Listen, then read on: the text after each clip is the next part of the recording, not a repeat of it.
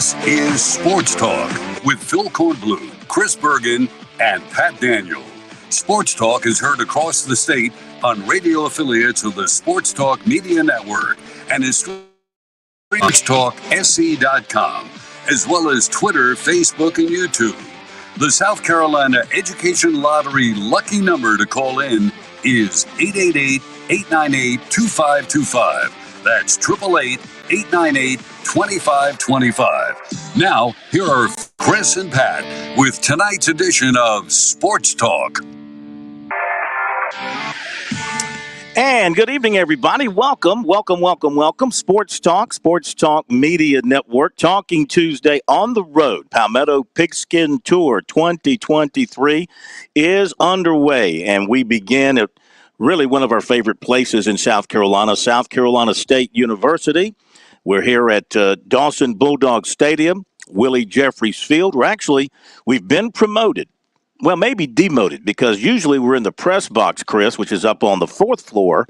Right. But now we're in the President's Suite, which is on the third floor. So it's an upgrade in terms of how they feel about us, but it's a demotion from the fourth to the third, depending on how you want to look at it. Buddy Pugh's already been by to pay his regards. Looking forward to having the coach with us, and we'll have quarterback Corey Fields. We'll have center Eric Brown.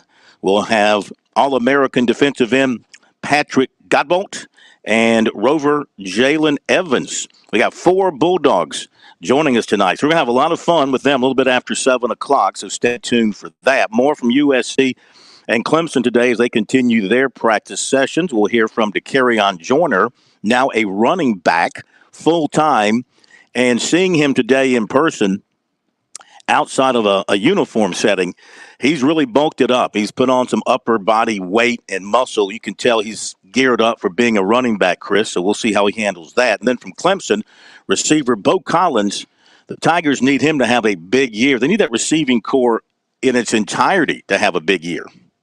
Well, and he said in the media availability, I guess last night after practice, that everybody in that receiving core was healthy and ready to go. You know, that was a problem for them last year, him in particular. And some of his comments were somewhat, I took a step back listening to him, because he talked about his mental health as much as his physical health. And he said his injury last year, the shoulder separation that he had in the Notre Dame game, really changed his perspective. Said it made him look at football differently, really appreciate the opportunities he's having, and he feels like he's in a much better place. Talked at length last night about a book he read that Dabo Swinney sort of recommended for his team about growing a garden in your mind. It's really interesting and sort of introspective type stuff from him that we'll bring to you a little bit later on. I think you'll enjoy. Growing a garden in your mind. Is that a what? A garden? Cutting out the weeds. A garden. Is that like a garden? Can't you do that by smoking marijuana? Will that help you grow a garden in your mind? That's what that brings to my mind. Are there some songs about gardens in my mind as I'm in a smoky haze and something like that? And that's not what he's talking about? No, not at all. No. He's trying to get the weeds out of his mind, which obviously I think the metaphor there is taking out bad thoughts and replanting with good thoughts. And like you said, it really changed him last year not being able to play.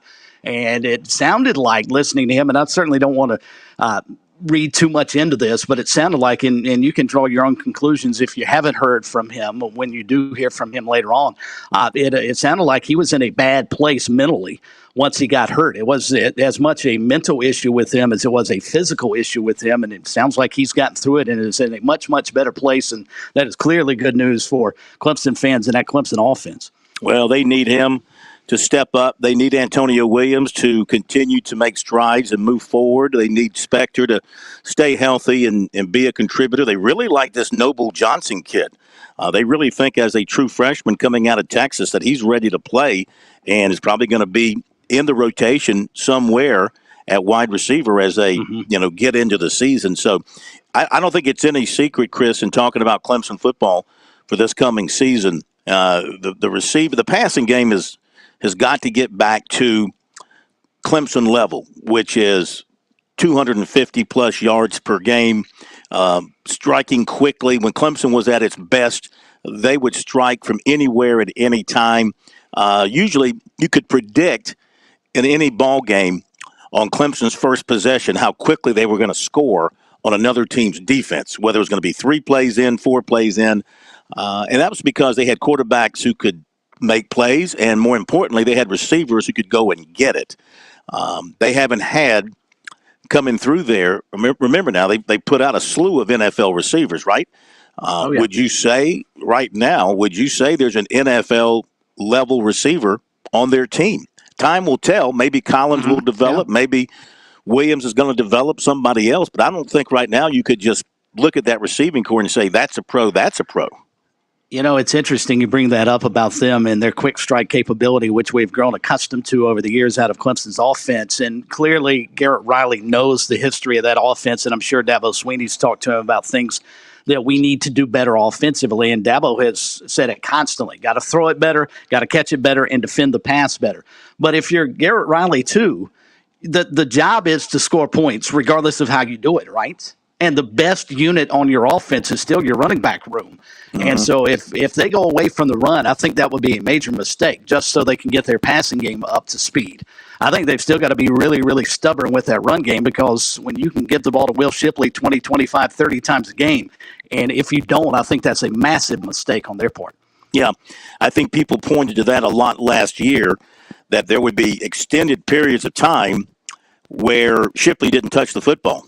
And it was criminal. You can't have that criminal. Yeah. I think it's what probably more than anything else led to the change with Brandon Streeter losing touch with his offense and his play calling and not getting the ball into his best playmaker. So we'll hear from Bo Collins, DeCarrion Joyner, the Bulldogs as well, and your phone calls. That number is 888-898-2525. That is the South Carolina Education Lottery lucky number for you to reach us here on Sports Talk. And since 2002, more than $829 million in lottery proceeds have been used to fund lottery tuition assistance for students attending technical colleges in South Carolina. Learn more about the lottery's impact at sceducationlottery.com/educationwins. And playing for fun is a win for education. Here at South Carolina State, they played to win last year, but they didn't have a whole heck of a lot of fun.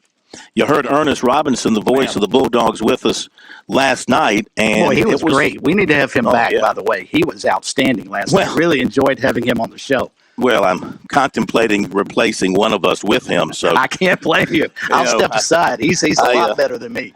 I didn't want to bring it up right now. But anyway, you're right. He was great. He'll be with us more often than he's not, I hope. But, Ernest was telling us about tough year for them last year. Didn't have the joy that they normally enjoy here. 18 MEAC championships for the Bulldogs. This will be season 22 for Coach Buddy Pugh, but only 3-8 last year, which is well off what they're used to. Of course, they just won a national championship just a couple of years ago, and they're going to be opening up early. They play their first game on August 26th in Atlanta in the MEAC SWAC challenge against their good friends from Jackson State. The only problem is Deion's not there. Deion, yeah, I know. That probably takes, I doubt from Buddy's perspective, but I think from a national tuning in first weekend of college football, I think that probably takes a little luster off that game, don't you think? Because if Deion was back, that'd be a highly rated football game, I would think. Oh, I would think so as well. HBCU national champions, count them off, 76, 77, 81, 82, 94, 2008, 2009, and 2021 for South Carolina State. Got more players in the Pro Football Hall of Fame than any school in this state, because they've had some ballers come through here over the years, and they are going to be hosting, too, the state championship football games this year come December. That's going to be big for Kendrick Lewis and the guys here at his press operation. He'll have fun running that for 3 days, for sure. Well, I think, too, Phil, that's an opportunity for SC State to get a lot of kids on that campus that maybe wouldn't go to Orangeburg otherwise. And they're going to see some clearly high-level competition and high-level players that I'm sure Buddy Pugh would like to snag 1 or 2. And you get them to SC State and let them see that facility and let them see what's going on there. Maybe it's a situation that they wouldn't have necessarily put SC State on their list, that they may change their mind after playing there for a state title. Our phone number, 888-898-2525. We'll take some phone calls here in this first hour, so feel free to jump on board and ask away with any questions, make any comments, deliver any observation as far as some newsy stuff today. Of course, Chris, once again, the talk of expansion, and in the case of SEC Commissioner Greg Sankey, he says there's no talk of expansion. He says that the SEC presidents met and talked last Friday, and he told Ross Dellinger that it is very clear there is not something out there, was the quote, to engage with about expansion, he says. So that's that. And then Brett McMurphy writes, ACC considering adding Cal, Stanford, and SMU, or just Cal and Stanford. Sources tell him, first reported by Dellinger, SMU has a $10 million exit fee to leave the AC. All they got to do is change one letter from the AAC to the ACC with less than 27 months' notice, so that number could double in May. That's the talk now. SMU in the ACC, Cal, and Stanford. Again, forget about geography because that's no longer a point in any of the discussion. It's about what would the ACC gain by adding those two or those three programs. I'm trying to think quickly. Obviously, the first reaction is, well, there's Stanford, huge academic reputation, fantastic overall sports program, many of the sports which aren't offered by the ACC at this point, but still very competitive in football most of the time. But, their facilities, however, I know the Sunken Diamond used to be a primo baseball park. I don't know if it still is. Their football stadium, I don't believe, is anything grand. I don't think their basketball arena is anything really big. So I don't know from that standpoint. Stanford still views itself as the Harvard of the West. So academics remains very, very big for them. I wonder if they think by joining the ACC, it's going to help them recruit more athletes who are very good students to come their way. They do that anyway. I mean, they sort of, handpick athletes across the country because of their reputation. They can attract good athletes who are also very good students who are more interested in that than anything else. I don't know anything that Cal brings to the table, except, it's the flagship school for the state of California, which I don't think that's a positive anyway. So I'm not sure what they bring. And, SMU, what are you trying to do, capture the Dallas market? I mean, are people really interested in I think TCU is bigger in Dallas than SMU is, isn't it? So I don't know what you gain. I don't know what you gain from SMU. I don't know what you gain from Cal. Stanford, again, brings you the good athletic program and academic reputation. Well, it sounds like Stanford and Cal are almost a package deal. The oddball thing is then throwing in SMU, and the only reason you would do that, Phil, is I think you hit the nail on the head to try and get into the state of Texas and get that Dallas Metroplex. But if you're going to add odd number of teams, does that mean that they already know somebody is planning to leave? Or have they finally convinced Notre Dame enough to come in? Because it doesn't seem to make a whole lot of sense. You've got 15 for basketball and everything else and 14 for football. Well, this clearly is only a football move. All of these things, they have nothing to do with any other sport outside of football. So why add three more or one more? It seems to me you shouldn't go the odd man route. That doesn't make a whole lot of sense to me either. Well, Notre Dame, I don't foresee anything happening there because they're about to embark in they've got a new television deal that they're working on as well. So I don't know that they're going to be interested. They've kind of made it clear once again, from what I've read this week, they've made it clear that they've got NBC right now. It looks like they're working on some other kind of television deal, and they're not interested in leaving their independent status as they have it right now. So I wouldn't count on that. All right, phone number 888-898-2525. We've got some open phone lines if you'd like to join us. We'll get to your phone calls after the break. We're at South Carolina State University in Orangeburg. Turned out to be a pretty nice afternoon. A little warm out there. I pity the young men and young ladies who are out there practicing for their respective sports in this heat and humidity, but it will make a better person out of you if you can get through it, which I'm sure year-round training, they're getting through it. We'll hit the break, and we'll be back in a moment right here on Sports Talk.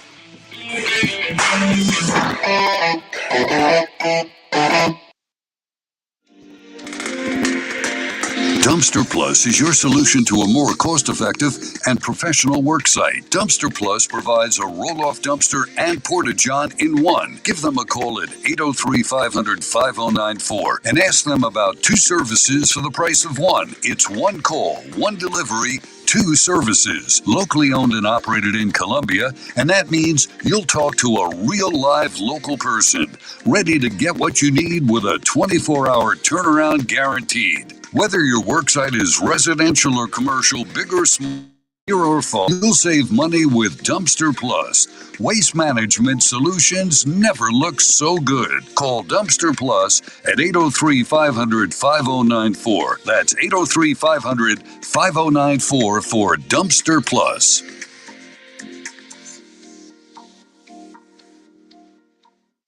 It all builds up to this at Darlington Raceway. If you're going to kick off the playoffs, why not do it big? Green flag is up. Like Labor Day weekend big. That's how you make a move. And around goes Truex. Like Southern 500 big. The only thing bigger than the action will be the experience of seeing it live. Tight. NASCAR Playoffs weekend at Darlington Raceway, September 2nd and 3rd. Get your tickets today at darlingtonraceway.com. Discover South Carolina. Hope, life, and the Great Palmetto. What do these things have in common? Scholarship dollars. The SC Hope, the Life, and the Palmetto Fellow Scholarships are funded by the lottery players of this great state. And after 20 years, you've invested over $7 billion in education. $7 billion. Impressive. The South Carolina Education Lottery. When you play, we all win. We've got rates worth bragging about. For a limited time, Founders Federal Credit Union is offering our 12-month certificate at 5.04% annual percentage yield, or APY. And our 12-month IRA certificate is at 5.3% APY. Don't miss this opportunity. A $500 deposit is all it takes to make these great rates work for you. Rates accurate as of June 1st, 2023. Stop by any Founders location to open your IRA or certificate today. Or use Founders Online to open a certificate from wherever you are. To learn more, visit foundersfcu.com/dividend-rates. Terms, conditions, and restrictions apply. Membership qualification required. Federally insured by NCUA. Hi, this is Billy Downer from the South Carolina Department of Natural Resources. Are you looking for a safe place to shoot your rifle or handgun? Did you know that the South Carolina Department of Natural Resources operates 4 manned ranges across the state in Pickens County, Spartanburg County, Richland County, and Charleston County? For more information on our public ranges, visit dnr.sc.gov/shooting. Summer weather has arrived in South Carolina, and you know what that means. Sweet, tasty South Carolina peaches are hitting shelves near you. Most people tend to think of Georgia as the peach state, but South Carolina is the East Coast's top producing peach state, so we know a thing or two about a great tasting peach. The next time you're in the grocery store or local farmer's market, keep an eye out for those sweet, tasty certified SC peaches. Discover more about the tastier peach state at scpeach.org.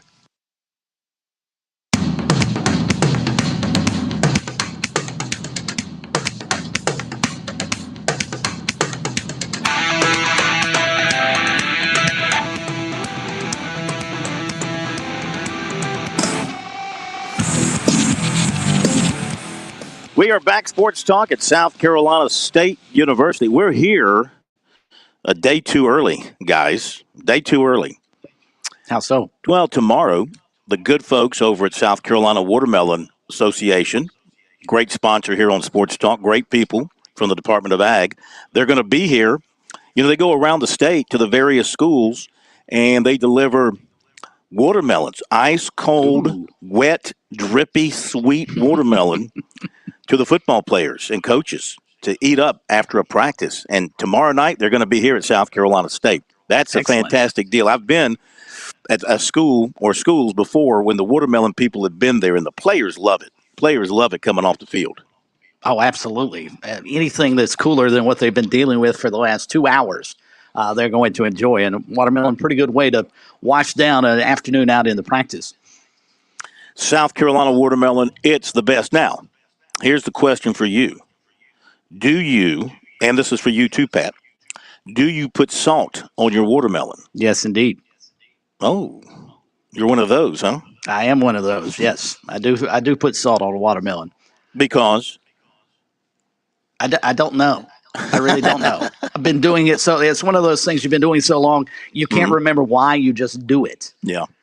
Yeah. It's that bad habit, and I've tried to work myself out of doing it for other things that I eat. Normally when you sit down at a restaurant, first thing you reach for is a salt shaker, whether or not you have tasted the food or not. I've tried to change, but that's one of those reflex things that I do. But yeah, I couldn't give you a good reason why, because I've eaten watermelon without salt, and it's just as good, if not better. I pretty much go straight watermelon. Don't like to put any additives to it, Pat. I imagine Pat drops in a little tequila, little. Now I've gone that route on occasion. Little spicing up his watermelon from time to time. Hey, man, it keeps you hydrated while it gets you drunk. That sounds like a win-win. Call me crazy here. But no, I love watermelon. I'm with Chris, though. I will eat it. If I'm eating it, sometimes I'll sprinkle a little salt on it. But I also like to make it into just a juice. Always loved that. Back from playing sports, always had coaches and other players tell me that it was really good for your hydration and your recovery, kind of like Gatorade. So I used to love just buying whole Gatorades, dicing it up, throwing it in the blender, and drinking it. And then when you're drinking it, no salt on that. Now, if you throw a little tequila in there, maybe put a little salt on the rim, then maybe we're talking. Phone number 888-898-2525. Don't forget, you can also get us on our streams on X, which used to be Twitter. It's now called X, and also on YouTube and Facebook. See folks communicating with us on our Facebook and YouTube feed, so feel free to communicate with us there. Hello to Craig, hello to Eddie, and others who are joining us on our feeds there. It's good to have you with us. Our poll question of the week, which I had to redo because, like an idiot, I deleted it yesterday by mistake, so I've redone it and retweeted it, and people are re-voting. So if you voted Sunday night or Monday up to showtime, I deleted your votes. You've got a chance to re-vote, okay? It's a rare opportunity in America where you can vote twice, right, Chris? It's a rare opportunity. And in a presidential election on occasion. Yeah. Just kidding. So our poll question of the week, the college football landscape continues to change, and the ACC could be next to go through upheaval in 5 years. In which league will Clemson reside? We put 5 choices in there for you. Pretty much a split ticket here. 41%. We got 210 votes now. Probably have double that with the original question. 41% say the Tigers in 5 years will be in the SEC. 27% have them staying home in the ACC. 18.6% project the Big Ten, and 13.3%. That's not a bad number for something that doesn't exist right now.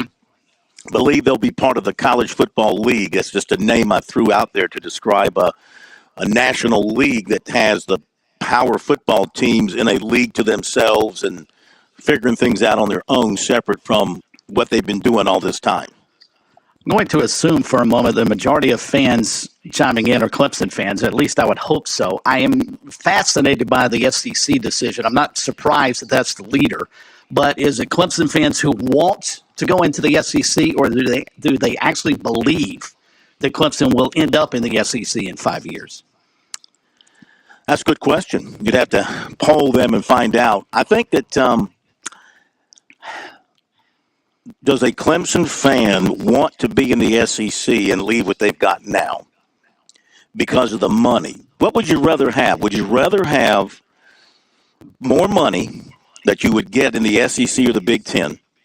Or would you rather stay where you are in a league that you've been dominating, in a league that you can continue to dominate, and under the current rules and probably future rules, unless there's a complete washing away of the rules and starting over, you're going to be in a great position to make this expanded playoff almost every year. What would you rather have? Well, I don't know that the fans really look at it from a money perspective. They look at it from wins and losses of my team. But I think there's something else that would factor into that. Is Clemson's always, but you win what you play in the ACC. That wouldn't be an option, and wouldn't be a question or argument against them if they moved to the SEC. That's true. We'll be back after the break. On Point Weather is made possible by our friends at Palmetto Citizens Federal Credit Union on 107 The Point. And here's tonight's forecast. Mostly clear overnight with the low dipping down to 72. Tomorrow, much like today, with mostly sunny skies, a high of 94 and less humidity. Thursday and Friday could be rain days with a 40% chance of showers returning. High temps will remain in the 90s throughout the rest of the week. I'm Brian Leonard with your On Point local weather. Have you ever walked in and looked at how beautiful a Lexington Discount Homes manufactured home really is? For more than 35 years, Lexington Discount Homes has helped families find home ownership with phenomenal customer service and a selection that fits your needs and your wallet. They have a huge variety of homes and prices. Come by and visit us at 1847 Augusta Highway or take a virtual tour online at LexingtonDiscountHomes.com. That's LexingtonDiscountHomes.com. With SRN News, I'm Keith Peters reporting abortion providers faced off against attorneys for Utah and Kansas in state court on Tuesday as the impact of the U.S. Supreme Court's decision to overturn Roe v. Wade continues to take shape more than 1 year later. The arguments underway in both states illustrate how state courts have become key venues in the fight over abortion. Utah's Supreme Court will rule in the coming weeks on a trigger law banning most abortions that a lower court put on hold more than a year ago. Republican presidential candidate Ron DeSantis is replacing his campaign manager as the Florida governor continues to reset his stagnant presidential campaign. DeSantis' campaign confirmed Tuesday that he's bringing on his Florida office chief of staff, James Uthmeyer, to serve as his campaign manager. On Wall Street, the Dow down by 158 points. This is SRN News. My brother, it's that time of year again. The time where absolutely celebrate. If you're an outdoor month, there's no better place to start your hunting season than over at Shooter's Choice on Sunset Boulevard in West Columbia. The staff is made of hunters. Yeah, they actually get out and hunt just like you do. So let these experts help you get your hunting package all put together.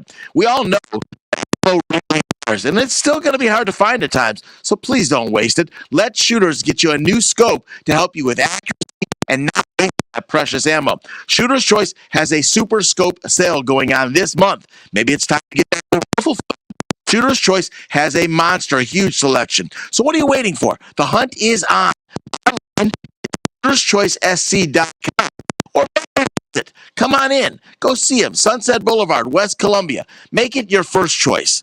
Your best choice. Make it Shooter's Choice. Hi, this is Chris Neely, Superintendent of the South Carolina Public Charter School District. I hope you'll join Kevin and me each Tuesday afternoon. We'll bring you Kids First, where we talk about educational issues and what we're doing to teach kids the right way. It's Kids First, Tuesday at 5:30 right here on 100.7 The Point. Parents ask, what's the best way to save for college? I'm State Treasurer Curtis Loftus, and my answer is always open a Future Scholar 529 college savings account. It's easy. You can get started online with any amount. It's flexible to adapt to your child's college dreams. And you can deduct 100% of your contributions from the South Carolina state tax return. So what are you waiting for? Go to FutureScholar.com and see why it's the smart, easy way to save for college. FutureScholar.com. Are you looking for free checking and free savings? Dave Ramsey here, telling you to go see my friends at Palmetto Citizens Federal Credit Union. They're not a mega bank that's so big they lose the ability to treat you like a human being. At Palmetto Citizens, you're not just a number, you're a member. Join today at any of their 14 locations or at palmettocitizens.org.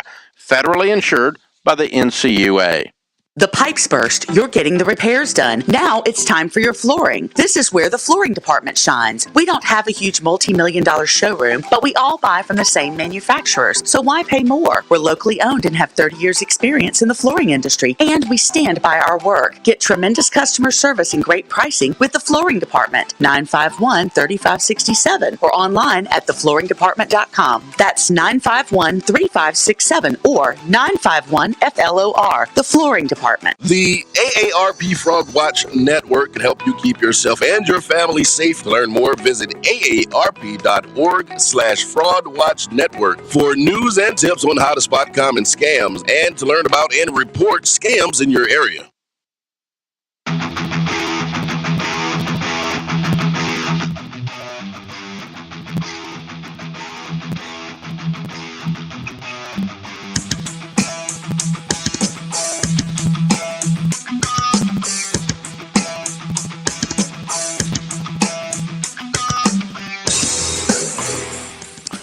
Welcome back, everybody. Sports Talk here on the Sports Talk Media Network on a Tuesday night on the road at South Carolina State University. Palmetto Pigskin Tour stop number 1 tomorrow night.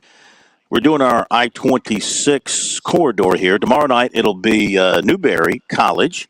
And then on Thursday night, we will be at Presbyterian College. You get the new AD at PC on with you on Thursday. Miss Nichols. Yes. Mm-hmm. Then on Monday, it's Benedict College. Then on Tuesday, it's Furman University. That's where we stand right now, getting things lined up and firmed up. So looking forward to being on the road here for the most part the next 3 weeks, visiting with these coaches and players. 15 different stops we're going to make, guys. So we've got 17 football playing schools in our state now, with South Carolina Clemson, and then these other 15 that we're going to be visiting. That includes Anderson University, who we plan to visit at the end. They don't play this year, but Bobby Lamb's putting his team together, his staff together. They're going to be practicing, and they begin their schedule in 2024. So we'll visit there like we did with Erskine before Erskine played their first year, made a stop in Due West to see them. So we'll do the same thing with Anderson this year. So pretty exciting, the state of college football in the state of South Carolina. Some programs on a pretty high level right now. When you look at it, you've got, of course, South Carolina, Clemson, Coastal, Furman now back. It's good to see Furman is back as a power in FCS, ranked number 6. I think South Carolina State's going to be back this year, very strong, competing for the MEAC. I look for Wofford to surprise based on what they did coming off last season, if they have the right quarterback in place. Looks to me like Sean Watson knows how to coach and knows how to coach up an offense. And and of course, Newberry will be strong once again. They'll be in the hunt for their league championship. Interesting to watch what happens with the new coaches at the Citadel and Charleston Southern. So looking forward to getting around the state and talking to the folks, seeing the coaches and seeing the players. We've got a perfect blend in our state, don't we? 3 FBS programs, several FCS programs, several D2 programs, and then, of course, PC sort of stuck there in the middle as the Division I non-scholarship program. So I'm not sure there are many states that have as diverse a group of levels of football at the collegiate level as we do here in South Carolina. Yeah. Well, it's good that we can. The one thing we don't have in South Carolina, which would not possibly be an asset in some way, we don't have junior college football in South Carolina. I can't ever think of the state having a junior college football program. I mean, North Greenville was a junior college for a long time, but that was, I think, before they had football. I think they were a junior college, weren't they? Way back when, North Greenville, before they evolved into a 4-year school and started everything. I think they were. Don't hold me to that, and don't get mad at me for saying it. And there's no insult being a junior college. I'm just saying that there are no junior colleges. Now, we've got some prep school situations, but we don't have the junior college situation like in the state of Mississippi. Think about how the 4-year schools in the state of Mississippi benefit from having all those junior colleges. And also, you look at Kansas, the ability to go and recruit those junior colleges in Kansas, for example. That's a bonus for you. Though if you look at Kansas recently, you'd say, nah, not so much. So they are kind of bouncing back. Kansas State's been pretty good here for a little while. But, yeah, we haven't had junior college football here in the state of South Carolina. All right. You are right about North Greenville. They were a junior college at one point in time. They were also, I did not realize this, but when they first started, they were North Greenville High School. What? Yeah. Founded in 1892 and named North Greenville High School. Seriously? The first high school in the northern portion of Greenville County. And then so slowly from those humble beginnings, they have turned into a national powerhouse at the baseball level at Division II. This I did not know. I did not. Our phone number, 888-898-2525, South Carolina Education Lottery lucky number. Going to hear from Bo Collins in a moment, unless you want to jump on the program to join in the conversation. You know, we're rolling into the middle part of August. That means South Carolina kids going back to school. Families are back home. Yankees are still down here eating our food and chasing our women, but that's okay. They're leaving their money behind, which is a good thing. But as they depart, that means it becomes a little more roomy at the beach, right, Chris? A little more room down there for the rest of us. So my point in all this is that it's a great opportunity now, if you have a chance to get away, to book yourself a little late summer, early fall vacation time at the beach. Get into some of that vacation when the beach isn't so crowded and so busy and it's a little bit cooler. Man, there's no better time to be down at Myrtle Beach and Litchfield and Pawleys and Garden City and all those spots. Just give Jimmy Smith a call at James Smith Real Estate down at Pawleys Island, or check them out at PawleysVacationRentals.com, and they will find exactly what you're looking for. That phone number is 843-237-4246. That's 843-237-4246. You can get your perfect beach getaway still right now, today, by calling Jimmy Smith at James Smith Real Estate right there in Litchfield and Pawleys Island. So get that done so you can enjoy yourself for a little bit here in the latter part of the summer, maybe in the early part of the fall. Okay, let's go to let's take a couple of phone calls while we are of a mind, and then we'll hear from the Clemson receiver, Bo Collins. Let's go to Hank in Columbia. Hank, good to have you with us tonight. Welcome in. How are you? I'm doing fine, Corn. I'm wondering if Stanford and Cal will join the ACC, because I don't think the ACC had a conference call or had a sit down meeting just because they were never interested. So they may be considering it as a way of keeping their league viable. But as you talk about Clemson, there is one positive for a Carolina fan if Clemson came into the SEC, and Clemson coming into the SEC would be that would become a conference game. So it gives Carolina more flexibility on the outside, because it's almost like we're already used to playing 9 SEC games when you play Clemson each year. Mm-hmm. And so it will become a conference game. But I've got to believe that either the ACC's got the approach to beef up their league, or at some point in the future, if they're not in 2 big divisions, Clemson will consider leaving. Because even when you go to the 12-team playoff, like you said before, that butt situation is going to become a little large. If Clemson, at the time they were winning those national championships, were recruiting around that 5 and 6, 4 and 5 range, and they're still recruiting well, but their recruiting has slipped off as compared to back in that 16, 17, 18 years, those years. And if the disparity in money and exposure, it's not just money, it's the amount of exposure in terms of these platforms getting these teams out and all the excitement that it generates. If that continues to widen, then is that recruiting, how are they going to close the recruiting gap, or is their recruiting going to continue to slide back? I don't think Clemson's going to stand for that. Yeah. Well, in the ACC, where they are right now, it depends. When you compare them nationally, they're not catching a few people. But in the ACC, they're still pretty much the kings. I think maybe Florida State, in the eyes of some, because of their use of the portal, John, may have surpassed them when they go to the recruiting rankings, what have you. But let's see how that plays out in the long run. I think Dabo Swinney and their staff are pretty happy with what they've done, except on the offensive line. For some reason, they have not been able to win recruiting battles for the top offensive linemen on their boards. Still, their recruiting is at the very top of the ACC, and as long as they stay in the ACC in its current makeup, they're going to be right there talent-wise. Should they shift to another league, then that becomes a different story. But will that help their recruiting by going to the SEC or to the Big Ten? Can Clemson recruit any better?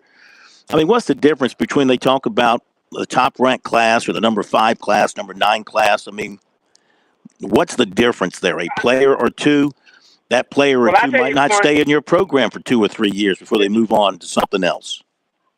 I'll tell you, Corn, what would be the difference, though. If you go back about 3 or 4 years ago, 18, 19, even after the championship game, when Clemson was recruiting really well, it didn't matter if they had 5 or 6 people out hurt.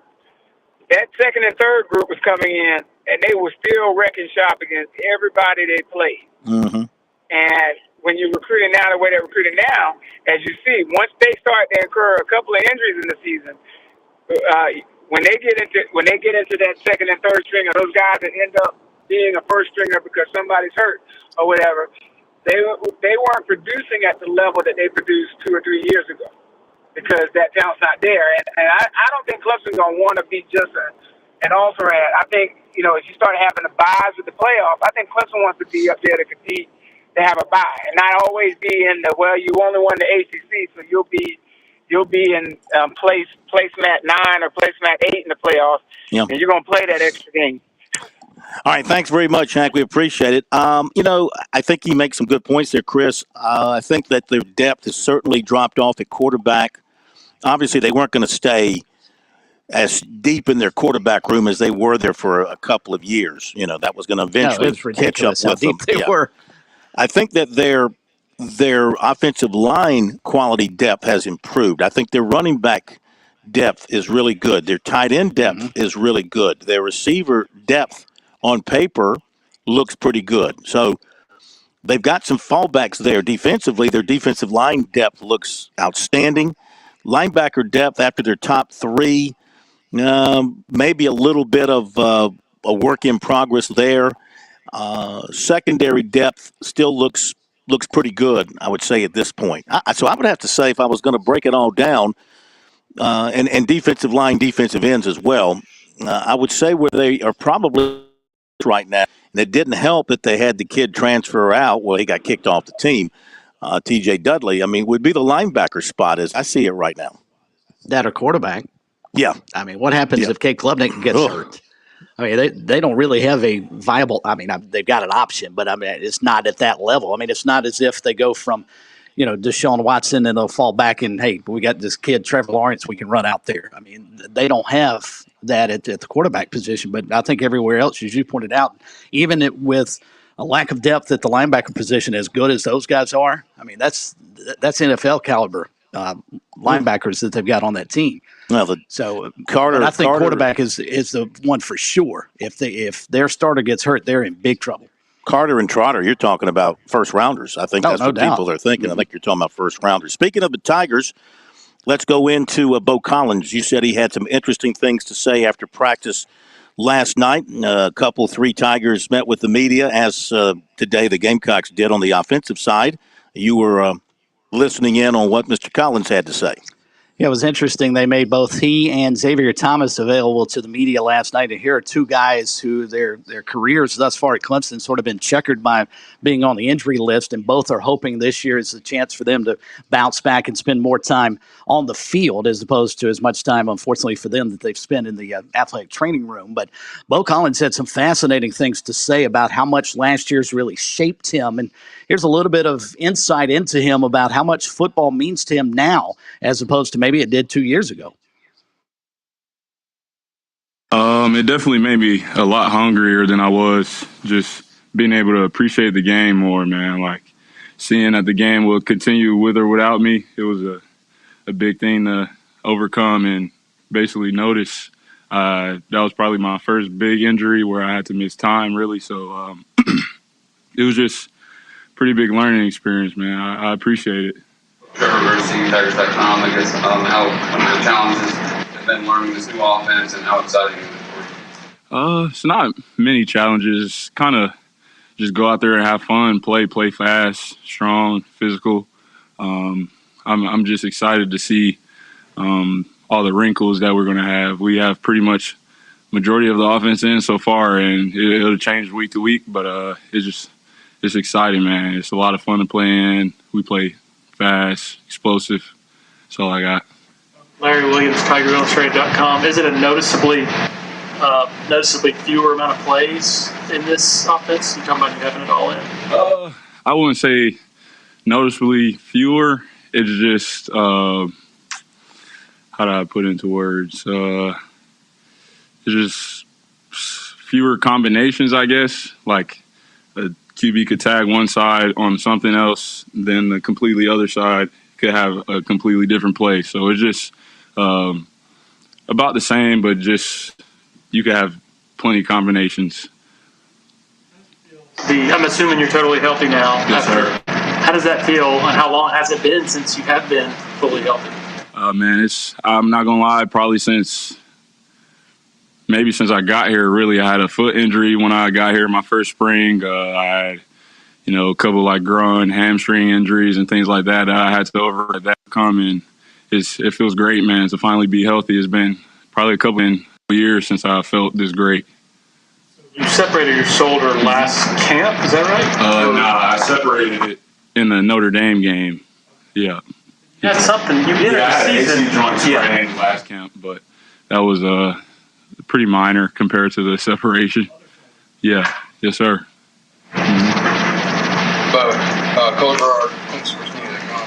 Over the last 2 seasons, the wide receiver group as a whole missed a lot of games. So how healthy is the group coming into camp, and you expect everybody to be 100% by big? Yeah, the group right now is 100%. We've never had this many guys going into camp fully healthy, ready to compete. So going into the Duke game, you guys should see everybody on display, man. I'm excited to see what the group has to offer this year. So John Boyle, close career, Coach Bishop was telling us that he expects to be huge year. One, a big year. What was that made known to you? I guess if they expect that from you, what does that mean? I'd say it was made known to me pretty much last year. As soon as I got injured, man, they speak nothing but life into this year. So they were already gearing me for what's to come. Focus on the rehab, get back healthy, and they expected nothing less of me this year. They told me that as soon as I got hurt, really. But it's Coach Grisham and them, they're doing a good job just motivating, keeping us level-headed and things like that. So, yeah, they let me know pretty much ASAP last year. You were talking about it made you more hungry. Were there any really down moments, like just sitting there watching like the whole game or any other games? Was it hard to watch? Yeah, I would say it was hard to watch, but I was just excited for my guys, man, no matter what the outcome was. There were some down moments, I'd say, in the offseason, just when the rehab got a little annoying, doing the same thing over and over. Man, it was a little rough, but for the most part, I tried to do things like just picking up a book that get my mental right, man. I tried as hard as possible not to go off the deep end. There's one Coach Sweeney would probably like this, As a Man Thinketh, that I read. It's amazing. It kind of changed my perspective on like how I think. You gotta talk to yourself. You can't let all the outside noise or even the negative thoughts that may creep in. You can't let them win, man. You just gotta think of your mind as a garden, water it, have nice plants, no weeds, anything like that. I think they were talking about the physical shape you got in it, but literally the nutrition. Just make you eat cake for it. So yeah, they were making me eat any and everything. Any and really trying to just bulk me up a little bit, help with the injury prevention side of things, help me maintain muscle, be stronger and faster. So they've done a good job with that for sure. I wouldn't say I got too thin. After the injury, I just slacked off not being able to pump iron, upper body, things like that. I kind of leaned out for sure, but this summer they got me right. You had a long relationship with DJ, including your first 2 years here. How is your relationship and kind of chemistry with Kay grown since the end of the last season? Man, it's been second to none, really. We've worked out a lot this summer, and off hours, we've been here at 7:45 p.m., man, just putting in work. He's taking the next step for sure for this team. He wants it bad, not just for himself. He wants it for all of us. So, man, it's just I have no choice but to tip my hat to him, man. He's a hard worker. I love hard workers, man. He's a go-getter, things like that. So we're meshing pretty well. So Christina Long from the Greenville News. Just with Adam having also gone through a bunch of injuries, did you guys kind of work together on kind of that recovery and help each other through that? Oh, yeah. We've been in the training room a lot together. So we've gotten pretty close. That's my guy. We make a lot of jokes together. Yeah, we've grown a lot together. Kind of taking him under my wing. He's pretty independent himself, so it's not much that I really got to teach him, but anything I can, he listens. he teaches me some things sometimes too. So it's kind of like a yin and a yang. He's my guy for sure. My yin and my yang. Okay, that's what we are. I am your yin and you are my yang. And don't know what Pat is. He's our yin yang. You're the yin, you're the yang, and he's the yin yang. You know, Bo Collins, despite all the injuries, 20 games for Clemson. He's caught 53 passes, 780 yards, 8 touchdowns. So he can stay healthy. He could have a very, very big year. Speaking of receivers, seeing a tweet here from the Big Spur that Luke Doty has been taking some reps at wide receiver, still saying he's a quarterback, but taking some reps at wide receiver. Now, I know he's a tremendous athlete. I don't know who he would beat out or where he would be in that receiver room, because aren't they deep and talented at receiver? Even though Juice Wells has not been running with the ones on the offense for whatever reason, based on what we've seen in practice to this point, the 7 periods, 2 times we've been out there. I think we have another viewing on Friday, I think it is, and others have been going out with the ones at wide receiver. I don't know what that means. He's not in yellow, or in fact, very few Gamecocks. I didn't see anybody in yellow yesterday. I only saw one in blue. I think that was the defensive end, Johnson, who's been coming off a knee. Then they had some guys in the indoor facility doing some conditioning stuff, so they might be the guys coming off of some injuries. But didn't see anybody out in yellow yesterday. But I'm just thinking, here's Luke Doty trying to find a spot for him. I don't know. Can he carve a niche for himself at wide receiver on a regular basis? Is that an indication that they feel so good about Lenora Sellers that now they feel like he's good enough as a true freshman to be the backup to Rattler? That's a great question, and I think it's got to be that line of thinking, doesn't it, Phil? Because I can't imagine. We've seen Luke Doty play some at quarterback. He's been thrust in there when he's had to, and he also started some ball games for them. But it does not seem like he's very high up on that depth chart. So maybe as a reward for him, because most kids and I respect the heck out of both he and Dakereon Joyner for this, because as we've seen so often, hence the reason we have a transfer portal John update. He would be the perfect candidate from what we've seen all the rest of his colleagues in college athletics do. You don't get a chance to play, you transfer.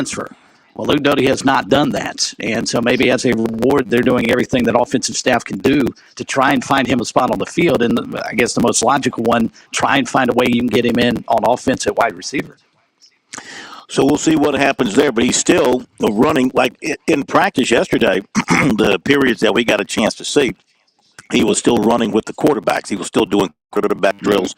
He was still dressed in green. Quarterbacks are dressed in green so you don't hit them. And so he was still doing that. But maybe when we left, they moved him over and gave him some run at wide receiver. That's the curse of being overly talented, but maybe not good enough at any one position, right? Now look, Dakereon Joyner had to fight the same thing, and now he's found his place at running back apparently. Yeah, and it sounds like listening to him talk today, he's fitting in nicely at running back. He's evidently starting to pick up the blocking schemes that you need. He and Spencer Rattler appear to be on the same page. He said they talk a lot, obviously, because they're standing beside one another in the backfield. And he seems, and again, I've never heard Dakereon Joyner say one bad word about anything. He's as positive a young man as you'll possibly find. So some of this may be just who he is. But it sounds like, and he feels like he's adapting rather well. And after what we saw him do in the Mayo Bowl a couple of years ago, who's going to bet against him not fitting in and doing well at running back? Tell you what, I see a bunch of option passes in his future. No doubt. With a toss, sweep, stop, and throw type things. You're going to have to respect that as a defense for sure when Joyner's in that backfield. Okay, great first hour. Even better second hour coming up. The Bulldogs of South Carolina State marching in to join us here on Sports Talk from Dawson Bulldog Stadium. We'll be back.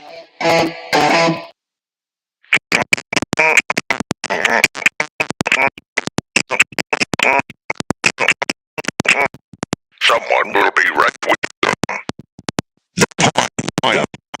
WQXL Columbia, W264DF. Grills, outdoor kitchens, fireplaces. Summer sizzle starts with Bart. This is 107 The Point. News this hour from townhall.com. I'm Keith Peters reporting. A 65-year-old woman swimming at a New York City beach Monday is bitten by a shark, critically injuring her. Correspondent Julie Walker reports. Officials say the shark bit her left thigh while swimming off Rockaway Beach just before 6 p.m. Monday. Lifeguards pulled the woman from the water and gave her first aid. She was taken to Jamaica Hospital in critical but stable condition with severe lacerations. A photo shows missing flesh and lots of blood. The bite appeared to be far more serious than many of the other shark encounters reported in the region. Rockaway Beach was closed as a precaution, even though a search of the area with police helicopters did not find the shark. Experts say shark bites are extremely rare, roughly 70 to 80 unprovoked bites worldwide each year. Julie Walker, New York. Donald Trump was continuing his presidential campaign today in Windham, New Hampshire. The GOP candidate says his poll numbers reflect why people want him back in the White House. People want us back. They remember what we had. We built the economy twice. We built the greatest economy in the world, and then we did it a second time after COVID. But these incredible numbers are the primary reason that crooked Joe Biden has weaponized law enforcement. Once again, he said the 2020 election was rigged. Abortion providers faced off against attorneys for Utah and Kansas in state courts on Tuesday as the impact of the U.S. Supreme Court's decision to overturn Roe v. Wade continues to take shape more than a year later. The arguments underway in both states illustrate how state courts have become key venues in the fight over abortion. Utah's Supreme Court will rule in the coming weeks on a trigger law banning most abortions that a lower court put on hold more than a year ago. On Wall Street, the Dow down by 158 points, the Nasdaq dropped 110, the S&P lower by 19. More on these stories at townhall.com. Relief Factor, pain relief that's natural, pain relief that works, and pain relief that attacks the source of the pain. That's the experience of tens of thousands of Americans who are taking Relief Factor right now. See their incredible video endorsements at relieffactor.com and then order your 3-week quick starter pack for just $19.95. That's less than $1 a day. Find out if it can work for you like it works for me by ordering your 3-week quick starter pack today. Relieffactor.com, relieffactor.com. Be the next success story. Inflation is pushing up the cost of just about everything, but life insurance actually costs less today than it did a few years ago. Now is the time to get the insurance you need. Call Select Quote and we'll help you save more than 50% on term life insurance. You can get up to $2 million in same-day coverage with no medical exam. Call Select Quote at 1-800-646-9595 or go to SelectQuote.com now. That's 1-800-646-9595. Full details on example policies at SelectQuote.com/commercials. In Arizona today, President Biden announced the national monument designation for the Greater Grand Canyon. We hear more on this story from correspondent Ed Donahue reporting. The president says there is no national treasure as grander as the Grand Canyon. The designation preserves about 1,500 square miles just outside Grand Canyon National Park. Preserving these lands is good not only for Arizona, but for the planet. The president says more than a dozen tribal nations lived on this land. But some 100 years ago, they were forced out. That very act of preserving the Grand Canyon as a national park was used to deny indigenous people full access. Ranchers in Utah near the Arizona border say this will strip them of privately owned land. Other opponents say this won't help fight a lingering drought and could prevent thinning of forests and stop hunters from keeping wildlife populations in check. Ed Donahue, Washington. News and analysis at townhall.com. I'm Keith Peters reporting. On Point Weather is made possible by our friends at Palmetto Citizens Federal Credit Union on 107 The Point. Night's forecast, mostly clear overnight with the low dipping down to 72. Tomorrow, today, sunny skies, a high of 94 and less humidity. Thursday and Friday could be rain days with a 40% chance of showers returning. High temps will remain in the 90s throughout the rest of the week. I'm Brian Leonard with your On Point. WQXL Columbia, W264DF. Grills, outdoor kitchens, fireplaces. Summer sizzle starts with Bart. This is 107 The Point. Please press button now. I said to, genius.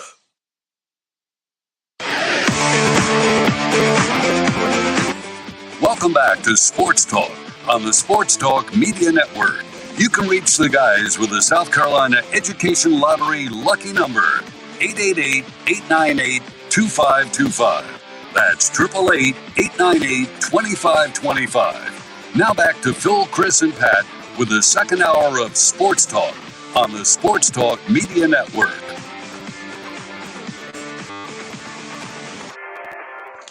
All right, welcome back, everybody. It's Sports Talk here on the Sports Talk Media Network. It's a Tuesday night. It's a Talking Tuesday here in the football season, and it's still in the preview phase of the football season. So we are on the road with the Palmetto Pigskin Tour stop. Our first stop, our traditional first stop, is at South Carolina State University. We are at Buddy Pugh Stadium. No, I'm sorry, that's a little premature. We're at let me turn everything up. You can't even hear what I'm saying. We are at Dawson Bulldog Stadium. We're in the President's Suite tonight, so we're really stepping up in class. Yeah. And Coach Buddy Pugh now is with us, and some players are going to join us here in just a little bit. Welcome. Well, welcome back, Phil. It's been a while. It is great to see you. We've done this a time or two. This is your 22nd year.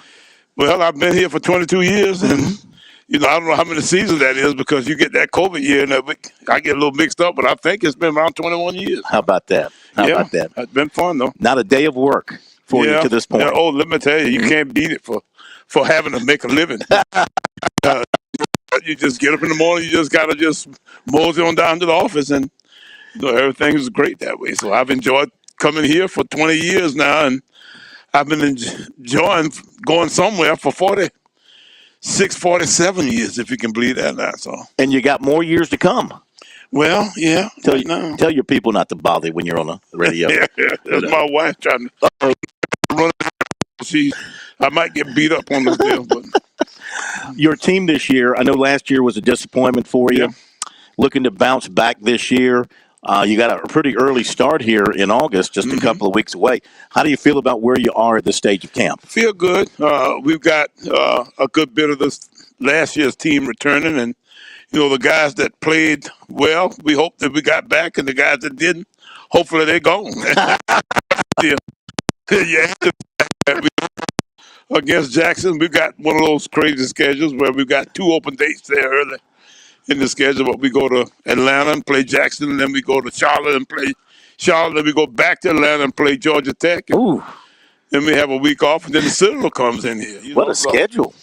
Man, is it a schedule. So we got a little bit of everything. You excited to see Maurice coming in here? I am, yeah. Well, I'm happy for Maurice. I thought he was a great fit for that position, and, we all pulling for him, except for that 1 week. We got to figure out how to beat the Bulldogs, whatever they are. I think they're Bulldogs too. And, they're Bulldogs. Yeah, and my son is kind of in and out of down there. They've got a big ceremony early in the year where they're inducting Scooter Johnson to their Hall of Fame, and that all those guys play together. So, I hear a bunch of Citadel talk around my house from time to time. Costo, he lives in Atlanta now, so that's not the case. But it's all fun. Sure. Dealing with all these guys and all these youngsters, the guys who are coaching these different places now.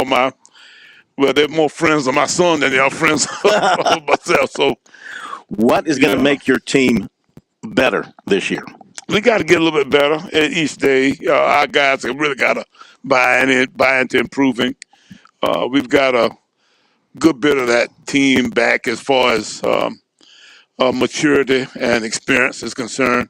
We've got 10, 11 guys in graduate school, so we older that way. Mm-hmm. And we need to be a little bit fortunate. We had some important guys to get hurt in some critical times last year. We were in the Central game, and we actually won the team that actually won our league. And we lost Richard Bailey, one of our top receivers, guy who played with Corey in high school. And then the next week, we go to Morgan and turn the football over 6 times, and Corey gets hurt. Mm-hmm. And from that point on, it was skated by the door. We didn't do very much. And, I'm really, really excited by not only the old guys that we returned, but some of the freshman guys that we seem to be bringing in here. So, I'm looking forward to seeing just how far this team can get in in another 2-3 weeks when we go down to play Jackson and Atlanta. So you got Corey back, and I know you're expecting him to have a big year throwing and running. What about Shaq Davis is gone now? Shaq is gone. He's making the big money down, I think, in New Orleans. So who do you see emerging from the receiving corps? Well, let's hope that Justin Smith-Brown, we get Richard Bailey back. Rakim White, we think, from down at Hilton Head's pretty good. We signed Jalen Linder from from Bluffton, who's also a bigger body guy. We signed Nigel Johnson from over at Crestwood High School over in something, kind of big, tall, good-looking kid, kind of similar to Shaq. Not quite as big, not quite as built out as Shaq was, at the end of his career, but going to be that same kind of body type. And, we think that we've got 2 or 3 other guys. Jordan Smith from up at Blythewood is, a really good little steady receiver. So we think we've got people in place that'll patch the difference there, and it'll do all the other stuff that we've done. And we've changed OCs. That's a big part of the whole equation.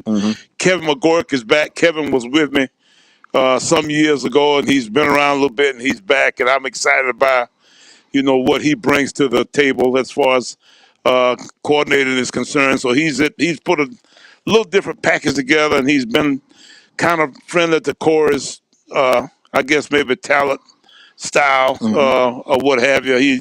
He's done a nice job of putting our offense back in a place where, I feel that we can build some consistency.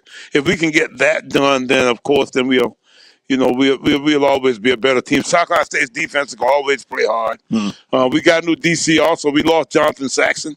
Saxon was our DC for a good many years. Right.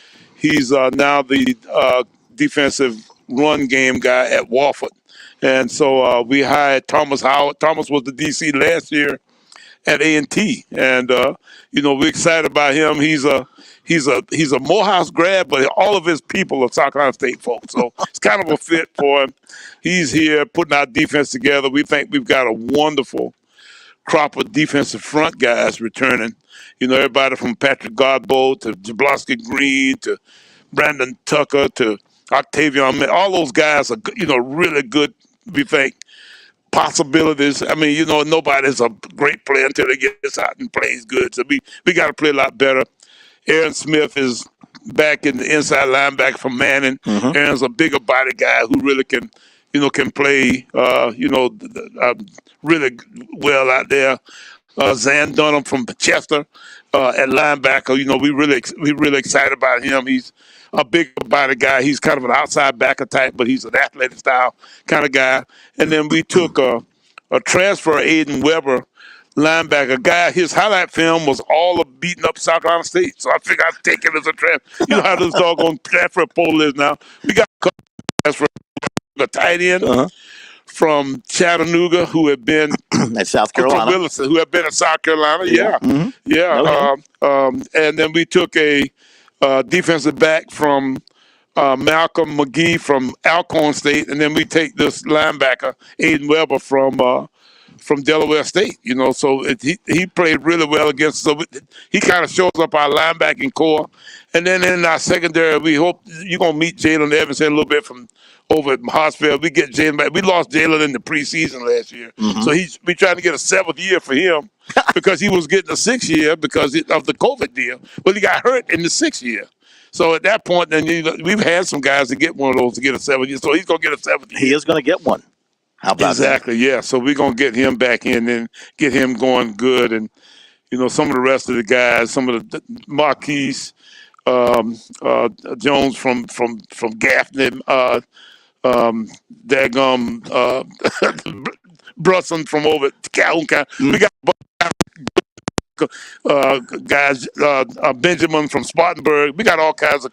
So we got guys, that we think that we feel really good about coming back here and being, Your defense sounds salty. Let me ask you though, offensively, new coordinators you mentioned, running game. I got to believe that's been a focus here in camp to get the running game going a little bit better. That will really help us make a difference. Yeah. And we've got 2, Josh Shaw and Tyler Smith from Gaffney. Well, our lead running backs coming back and both of them were freshmen last year who we kind of saw the redshirt, that 4-game rule we could use to redshirt a guy. But we brought in a daggum high school guy, Javon Howell from Mooresville, North Carolina.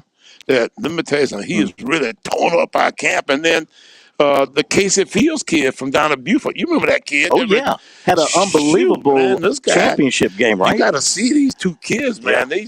They're both 6 foot, 6'1", maybe somewhere 250 and 220 pounds, and can run big old tough guns. So I don't know what to do with all these good-looking running backs. And then we took Tyler Smith from Barnwell, too. So, we don't know exactly, how that running back, that is one good battle brewing between all those guys, and I'm looking forward to seeing what about happens. the offensive line? Yeah, well, we bring most of them back. The only guy we lost out of our offense last starter was Chris Salmon from over Sumter County. All the rest of those guys are back. Nick Tace is back. Nick is probably the best of the lot. He's pretty much consensus all conference. You're going to meet Eric Brown. He's around there somewhere. Eric's our starting center from Hartsville. Cam Johnson from Dutch Fork High School. Yep. He's one of our starting offensive linemen. And Ian Sharp from Walterboro. So we got that line back from last year. Those guys seem to all be doing well so far in camp, and we got 2 or 3 others. We're hoping that Trey Franklin, big old dog on offensive line kid from Ridgeview, if we could get him to the point where he really could be, a little bit better pass pro guy, then he got a chance to be special. That's Alex English's nephew, one of his sister's kids. So you can imagine what kind of size, tall guy he is. And, he's a 325 pounds, but he can really run well. So I'm excited about him. So we got guys all over. We just got to figure out how to get them all on the same page and see if we can, get them to the point where they can make something happen. You mentioned the schedule. Jackson State, then Charlotte, then Georgia Tech, then the Citadel. Virginia, Lynchburg, and Tennessee Tech, then you get to your MEAC schedule. Right. So you got a chance to really test yourself. You got those couple of money games there that put you kind of up against the upper level guys, but then you got a chance to get some W's and build some momentum going into MEAC Let's play. hope so. We need to be able to get into that league play, in a way where we got a little confidence, and we need to win some of those non-conference games. We need to win the Jackson game, really. That needs to be. You wish Dion was still there? Oh, yeah, for sure. That just makes it so much more fun. And this TC Cole guy, Taylor guy, that's the head guy there now, is a little bit worrisome because he's been at some places in the past, and we hadn't done all that great against him. He's done a nice job against us. He was at North Carolina Central with that staff that was up there a few years back with Jared Mack and that crew. Jared's now the running backs coach at Tennessee, and those guys, man, they put it on us a time or two. So I'm concerned that they may be a little bit better football team with this guy than he was the offensive coordinator last year than the guy that they had before. What do you think is going to happen with South Carolina State football, the MEAC, this level of football in the next 5 years? I think South Carolina State and the MEAC as a whole will hold steady. Now, I don't know how we get another team. I think we may end up maybe cutting a deal to get some kind of pact with, like, say, for instance, the Big South or, maybe the A-Sun or one of those leagues that's kind of close by that might be kind of similar to us and, got a few teams trying to figure out how to get an automatic berth in football again. But the key to it all is that the Celebration Bowl is probably the biggest prize in championship subdivision. FCS ball ain't got another $1 million apiece for each of the teams, and they are a bunch of, and it's one of the top television viewerships in bowl games. So you would rather continue that and win? Let me tell you something, and every other and it's FCA a one-game playoff. It's a one-game deal where you get a doggone sure enough deal. You know exactly where you're going. Your fan, and not only South Carolina State, for everybody who plays in it, fans continue to come back every year because they have such a good time. It's so convenient for everybody. Yeah. So it's a natural of sorts in a way where it's the biggest thing in HBCU athletics, I think. So I can tell you that we're not going 5 schools for us to whoop to get into that deal is the best deal going. I much rather, take A&T and FAMU and all. We couldn't beat them anyway. You got them plenty of times. Oh yeah, well we could beat them, but now the key to it all is right now that we don't necessarily suffer for lack of them because the prize is so great on the back end of things until I can tell you that we'll do this for the rest of our lives and not to worry about going anywhere. Exactly, for sure. We thank you as always for joining us. Thank you. You sound fired up and ready to go, as energized as when you were a 25-year-old. When you're 3-8, Phil, you glad to have another shot. Yeah. I'm so happy to be going out here and seeing what the heck happens for this team in another month or so because, I'm just looking forward to it. We thank you. We're going to get the players over here. Let's start with the offensive guys. We'll start with the offensive guys and bring them over. Coach, always a pleasure seeing you. Take care of yourself. Buddy Pugh, glad to see he's in good spirits and looking good. Got the weight under control. Got new hips and new leg, new knees and everything, I think. And same old sense of humor. All right, we got a couple of big ones coming in here. So once we get them suited up with the helmets, put on our little helmets here in the radio bit, so I'll watch the camera. See if you can push that back where it was, because I had it.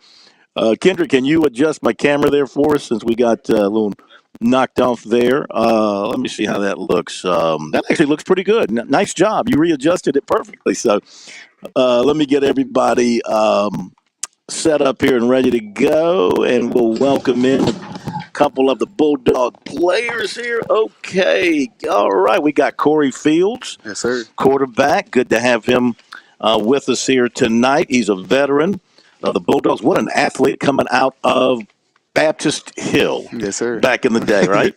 And we got the big center, Eric Brown, 305 pounds from Hartsville. Yes, sir. Is that right? Yes, sir. Good to have you two with us once again.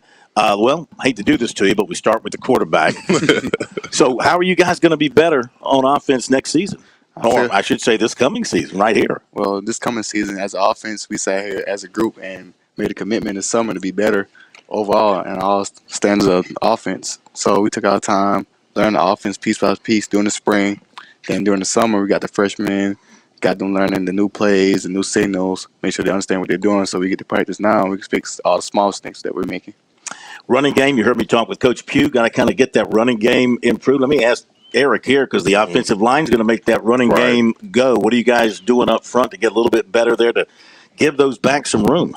Right, so going into the spring, me and the older offensive linemen, we had to develop a new mentality of just coming off the ball and creating movement for the running backs to get their yards, and most of all protecting Corey in the pass game. So just a new mentality. You feel like you're getting better there? Yes, sir. Yeah, Corey, what do you see from the offensive line? Hey, man, honestly, I cannot complain. Like what you're seeing up front. Mm-hmm. What about your game? And you had some injury issues last year. Mm-hmm. How are you feeling physically, and where have you taken your game here in the offseason? Physically, I'm feeling perfectly fine. During this offseason, I took the time to look back at the mistakes I made and just take the aspect of being more of a vocal leader. Because last year, I know I didn't do a good job of that. And it kind of showed on certain aspects of when we play the game and just overall just being a better thinker, decision maker. So what are your goals? What are your personal goals statistically? Cutting down on interceptions, more touchdown passes, obviously, running more effectively. What are some of your personal goals? I'll say the first thing is get my percentages up. I know I had a couple missed throws I should have made. Decision making, the interceptions, got to get down lower. Besides that, other personal goals, I don't really have those. I just come in, just play the game, just do whatever helps the team win. Eric, what about locker room talk amongst you guys about this coming season after a tough year last year? That's not SC State football, winning 3 games like you guys did last year. So what's been the locker room talk about what you can accomplish, what your goal is as a team this year? Right. So coming to this spring again is just developing a new mentality, and this new recruiting class we got coming in is making the team way better and more competitive. So we're just excited, ready to get the ball rolling. Looking at you guys up front, size-wise, you've got 295 at the left tackle, 310 left guard. You're 305, they say. 270 the right guard and 285 the right tackle. Pretty good size for you guys up front. You like the bulk you guys have up front? Yes, sir. Yes, sir. We've been working hard during this summer, this off season. Thanks to Coach Irby, Coach Trey, and then again, it's a new mentality. So we apply that to the weight room, and it's getting us stronger, getting us ready for the season. So, Corey, as you look at the schedule, kind of tough early on before y'all get to the MEAC side of it. How excited are you about Jackson State down in the bowl, and then you got Georgia Tech, and then you got Charlotte mixed in there as well? Pretty demanding schedule you guys will be facing. Looking at the schedule, I'm kind of grateful for it. Just a simple fact of before you get in a conference, it's gonna be a knockdown drag out. Really, it doesn't matter who we really play, because at the end of the day, we still gotta hold our own. So just going to those games, showing them what we can do and what we're good at against those teams. We get to our conference, we can be better at those things later on down the line. So. How important is it to beat Jackson State out of the gate? Very important, in my opinion. Just like Coach Pugh said, the confidence booster for the whole team, the whole morale, get the fans behind us again. We get them a rough season last year, so it's really a big thing, really. Eric, it sounds like you've got that game circled on your calendar. Yeah, we got to really set the tone for the season. So, yeah, we're going to be ready. Ready to come out and hit somebody in the mouth? Yes, sir. Do you wish Dion was still there? Definitely. Yeah, all the time. Of course, yeah. What do y'all think about when y'all see him on television now? Prime time. Yeah. That's him. I mean, you still admire him. I'm an offensive guy. So. Yeah. But you like the way he handles his program, what he's doing at Colorado, and for sure, kind of being the face of everything. Yes, sir. Corey, you miss basketball? Actually, no, I don't miss all the running, but a couple times we go to the team, play intramural basketball, we just go shoot basketball. So, but you tore it up in high school in basketball, didn't you?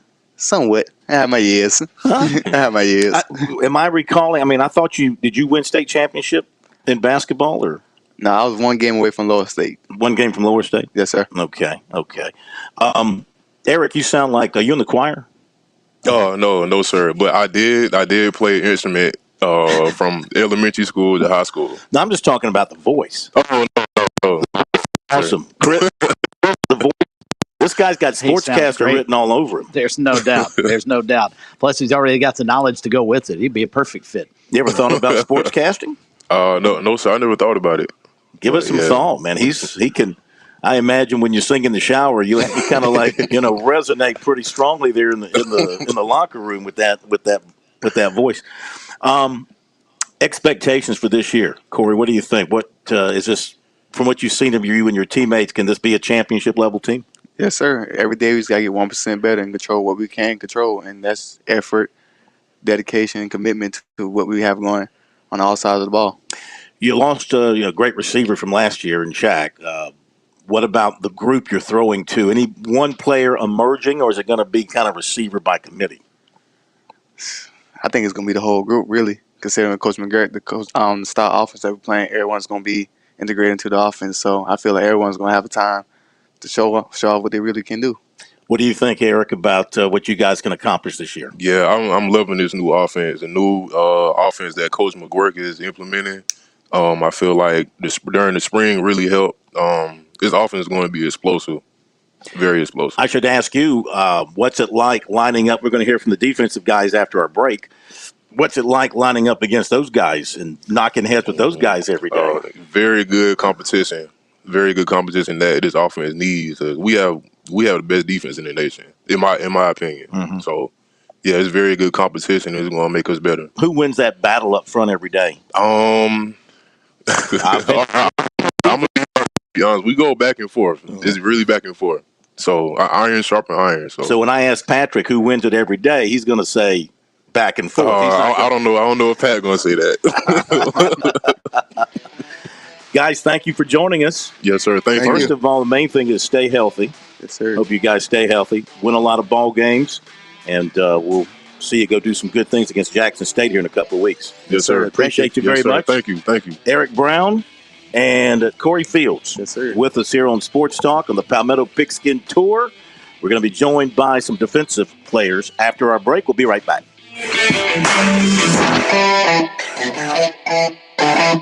On Point Weather is made possible by our friends at Palmetto Citizens Federal Credit Union on 107 The Point. And here's tonight's forecast. Mostly clear overnight with the low dipping down to 72. Tomorrow, much like today, with mostly sunny skies, a high of 94 and less humidity. Thursday and Friday could be rain days with a 40% chance of showers returning. High temps will remain in the 90s throughout the rest of the week. I'm Brian Leonard with your On Point local weather. Hey, this is Paul Romanstein, proud owner of Midlands Landscape and Lawns. Is it time for a new lawn? You need to start with a smooth grade done right. Then a must is a new Rainbird irrigation system that comes complete with a 1-year warranty. We will then help you know what turf is right for your yard. Tiff Top Bermuda is a great turf for full sun. Then let the pros maintain your whole property and keep your new grass green and healthy and weed-free. At Midlands Landscape and Lawns, we hate weeds. So that's why you can find us at hateweeds.com. hateweeds.com. With SRN News, I'm Keith Peters reporting Ohio voters are deciding whether to make their state constitution harder to amend. Tuesday's highly charged special election has a direct bearing on a November ballot question over abortion. If Issue 1 passes, the threshold for voters being able to change the state constitution would rise from a simple majority to 60%. That would make it difficult, if not impossible, for the abortion constitutional right proposal to succeed based on polling figures. The Supreme Court is reinstating a regulation aimed at reining in the proliferation of firearms without serial numbers called ghost guns. The court Tuesday voted 5-4 to put on hold a ruling from a federal judge in Texas that invalidated the Biden administration's regulation of gun kits. The regulation will be in effect while the administration appeals the ruling. More at srnnews.com. Excuse me, would you like some expert advice on how to reduce your energy usage and save money? Absolutely. Did you know that Dominion Energy offers its residential electric customers a free home energy checkup? Really? What's included? A customized energy report and free installation of energy-saving products for eligible customers. Does it take long? An hour or two at most. So, how do I sign up? Go to DominionEnergySC.com and click Save Energy. DominionEnergySC.com. Here I come. Thanks for the tip. Certain restrictions apply. Hey, honey, I know you're taking some meds for cholesterol. I was reading that if you're on these medicines, you should also be taking some CoQ10. Actually, our pharmacist mentioned that to me already. He called me the other day, and we went through each of my medications together. Really? He called you? Yeah, he asked if I was having any side effects, recommended supplements that could help me, and let me know the risk of mixing certain drugs. Wow, I'm heading to the pharmacy. True Pharmacy, 1628 Charleston Highway, 3217 Divine Street, or visit truerxsc.com. Hey, Kev here. One thing that's truly unique about The Point is you. We call our listeners the Point family. You've stayed so loyal. You've stayed so supportive. Thank you for that. We call The Point Columbia's local talk radio experience. We're community driven. We push hard for our advertising partners because they're mom and pop businesses, small business owners. People ask me all the time, how can we help you with The Point, Kev? Well, it's pretty simple. Support those who support us. If you hear an advertising partner here on The Point, use them. Support them. Brag to them that you're there because you trust The Point. If you're a local small business owner, I'd love to have you as part of our lineup. Give me a call. Tell me your story. I'll create a customized advertising package that fits your budget and your needs. Nothing corporate, nothing cookie cutter. Look, if you haven't tried radio, it does work, especially here at The Point. Give us an opportunity to share you with our Point family. Call me. 563-8558. That's 563-8558. Or email me directly, kev@makethepointradio.com. I sure hope we could partner up. Join the Point family. It's the Cigar Militia, Columbia's premium cigar store. It's that time of year. It's golf weather. Are you going golfing this weekend? Be the guy bringing the sticks, not the guy that borrows. Come by and refill your humidor or just pull off the interstate for a smoke and a cold beverage. Our friendly and knowledgeable staff will help you. You can be a novice or a seasoned veteran. Our friendly staff will walk you through the humidor and answer your questions. We're at 1410 Colonial Life Boulevard, next to the Melting Pot.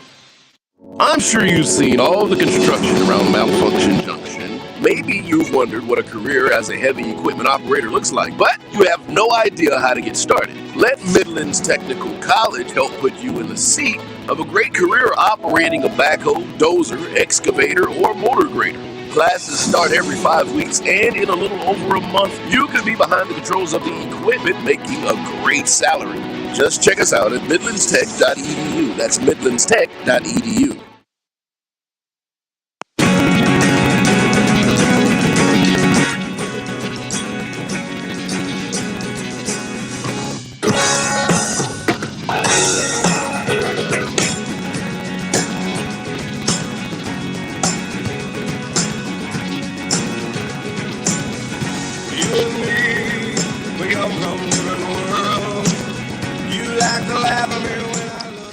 All right, welcome back, everybody. It is Sports Talk here on the Sports Talk Media Network. We're at South Carolina State. We are on the Palmetto Pigskin Tour stop for this Tuesday night. Our first get-together with the teams. We've heard from Coach Buddy Pugh and a couple of offensive players, joined now by a couple of the defensive players who have joined us here up in the President's booth at the stadium. We have Blythewood product defensive end Patrick Godbolt.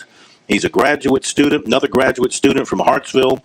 Defensive back Rover Jalen Evans. So a couple of the older guys on the roster for the Bulldogs joining us here on the program. Great to have the two of you with us. Jalen, first of all, welcome in. A lot of good feeling about this defense at State once again this year. Yes, sir. Tell us about it. From last year, man. We went 3-8. I don't know if that was the whole season. I've been out the whole season, but adding me back to the defense as an older player and being a leader on the defense is going to help a lot because we was losing a lot of leadership last year. So like adding more leadership role and being South Carolina State defense is going to be great. Back to where it used to be, back to where people expect it to be. Yes, sir. Patrick, what's your take on the defense here in camp so far? So far, we looking pretty good considering that we just got a new DC in. I bet like it basically just everything transferring over from the 2021 season. Basically, that's how I feel. What you guys been doing from an implementation standpoint defensively that you think has made you better than where you were last year? Last year, like we weren't really coming together as a team. Like last year, it was more like each position group was trying to do their own thing, basically. And this year, if you come out to a couple of practices or so, you'll see it like we all communicating more, like we all making sure we on the same page before we can go out there and execute the defense. They talk about you as an All-American, defensive end type of player. What makes you that high level of player, an All-American candidate defensive end type of player? I really don't know. I don't know what to tell you. Well, you describe him for us then. What would make him an All-American type player, Jalen? Can beat the pass rush. He gonna stop the run. He's probably running a 4.5, 4.4 at 240, 250. Mm-hmm. I ain't on 250, not yet. No? What are you weighing? I'm about 240 right now. 240? Yes, sir. Yeah. He's a great guy, and he from the PD. That's right. Yeah. You were telling me you're from the Marion Mullins area. Yes, sir. So you're just a country guy, ended up in the city over in Blythewood, huh? Hey, my mama didn't want to get me out of the country. Hey, man, you grew up 16 miles from me. We grew up on the same PD River water, okay? So, yes, sir. And you got your Bass Pro Shops. Are you a fisherman? I haven't been fishing about, I don't know, like 2 years now. Mm-hmm. Getting in college, all that COVID, hey, I had to cut it quick. Did you really? Yes, sir. Yeah. So, Jalen, this defense in the backfield, the secondary, take us around the secondary. What you think are the strengths back there? Are you going to be kind of a shutdown unit back there? What do you see? Yeah, we got a whole new back end now because only probably one person that actually really played last year was DeMarcus Doe. He's coming back. He's a grad senior as well. We just added Malcolm McGee from Alcorn, and he also came from Colorado State. And we got me back, so I didn't play last year. But we got two corners that's coming up like freshmen from last year, Marquise Bradley, Jayon Allen.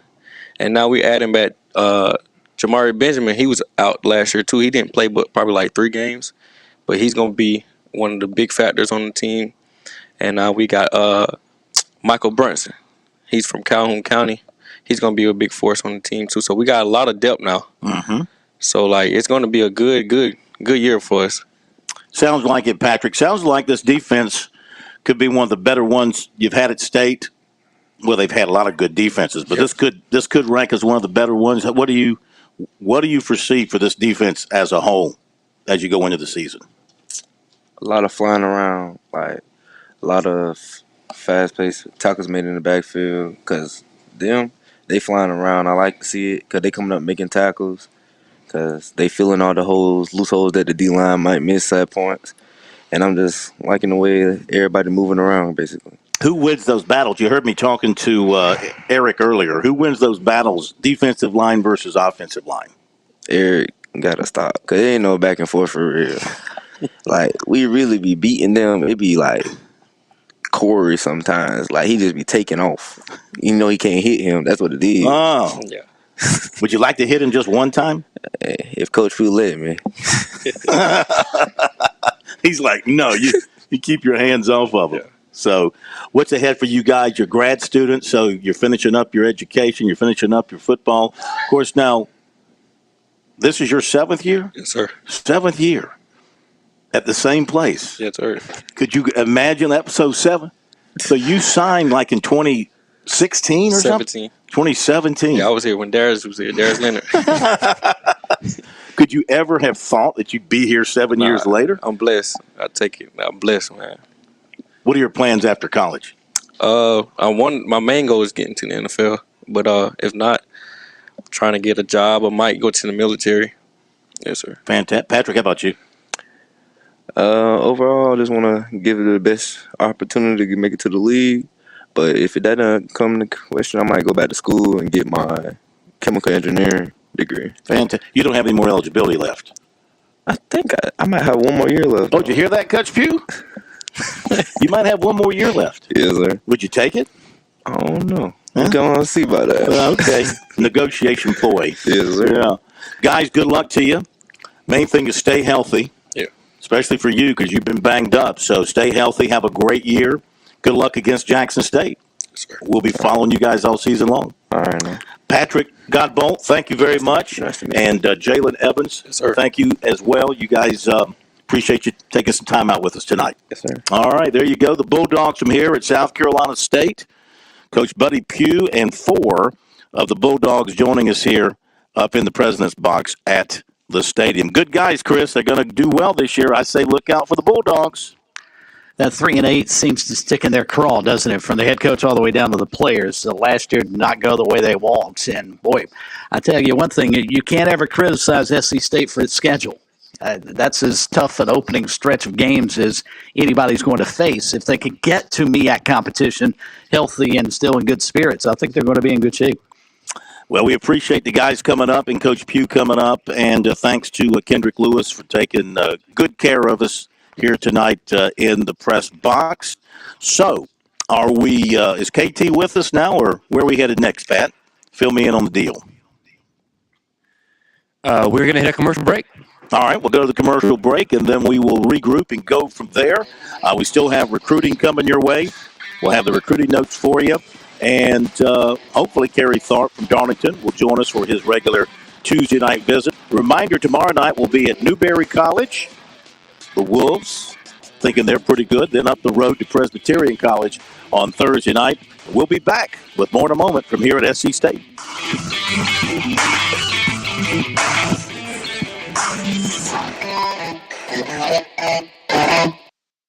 Hi, I'm Jim Corbett. I've been an attorney for more than 30 years. There's one thing I've learned about injury cases. It's you need the personal touch. You need the lawyer to get to know you and describe your damages. You don't want a case manager talking to an insurance company, then talking to you, and then talking to maybe to a lawyer with limited experience at the last minute to try to settle a case. I talk to you. I find out what your case is about. Jim at JimCorbettAttorney.com. Jim at JimCorbettAttorney.com for your injury cases. George Bryant for Tsunami Bar Sports, our inventor, David Abernathy, has always said Tsunami Bar technology allows us to take the training to the grass. Now I know through my sport of golf that natural agility can be converted to athletic ability. And why is this, Tsunami, Robbie? transferring the training to the grass. This may be the most undervalued characteristic of the Tsunami flexible bar technology. The Tsunami bar action loads and unloads at the concentric and eccentric transition points. This is what we call reversal forces, and the Tsunami bar is the only bar and training device that I know of that can train these reversal forces adequately at speed. Hey, this is Phil Kornbluth. The Tsunami Bar is a terrific training device, whether you're working on your fitness or your golf game. It's convenient, it's easy to use, and you won't feel beat up afterwards. Be sure to click on the digital ad on SportsTalkSC.com and get 5% off any order using promo code BBB5. Don't wait. Order today.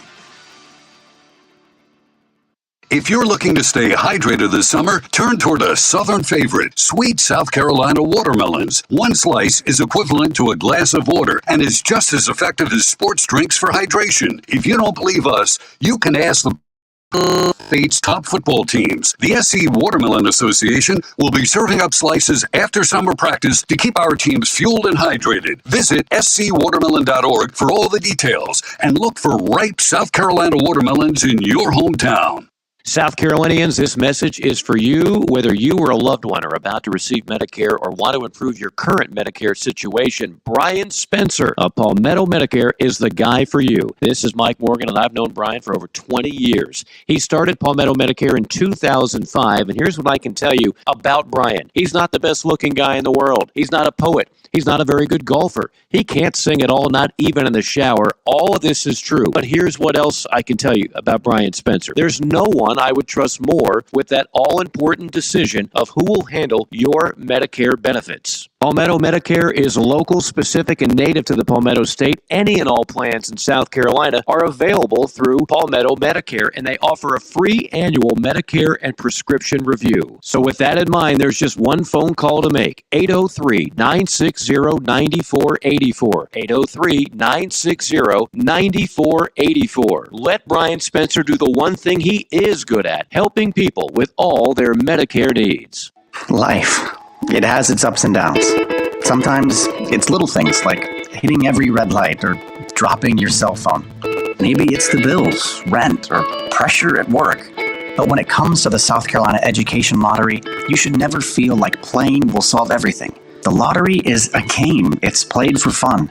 So set a dollar amount. Expect not to win and make sure responsibilities, family, friends, and work come first. Visit PlayResponsiblySC.com.